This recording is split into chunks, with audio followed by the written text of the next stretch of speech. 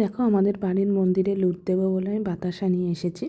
এগুলো সাদা বাতাসা, অনেক দিন ধরেই লুট দেবো বলে ঠিক করেছিলাম। যেহেতু ঠাকুরের কাছে কিছু চেয়েছিলাম, সেই জিনিসটা যখন পূর্ণ হয়ে গেছে, লুট তো দিতেই হবে। তা দেখো, পিসিও চলে এসেছে আর মাও আসছে। তা পিসি বলছে, তুই মন্দিরের ওখানে দিয়ে দে ওটা, আমি সব কিছু জোগাড় করে নিই। সেরকম বেশি কিছু না, ঠাকুর অল্পতেই সন্তুষ্ট হয়। বাতাসা দিয়েছিলাম, আর পিসি একটু ধূপ আর মোমবাতি ধরিয়ে দিয়েছিল। আর দেখো, আমি শঙ্খ বাজাচ্ছিলাম, কিন্তু আমার দমে কষ্ট হচ্ছিলো দেখে লাস্টের দিকে মা বাজিয়েছে, তারপর আমি কাশি বাজিয়ে নিচ্ছি।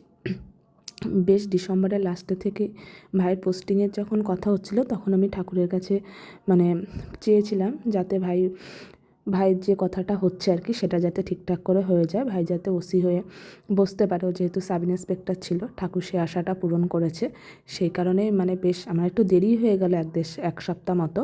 তাই ঠাকুর যেহেতু করেছে, আশাটা পূরণ করেছে, তো আমাকে তো আমার মানসিকটা দিয়ে দিতে হবে, সেই কারণে দিয়ে দিচ্ছিলাম। আর পিসি এদিকে মোমবাতি ধরিয়ে নিচ্ছে, আর আমি ধূপকাঠিটা দিয়ে ঠাকুরকে একটুখানি আরতি করে নিচ্ছিলাম।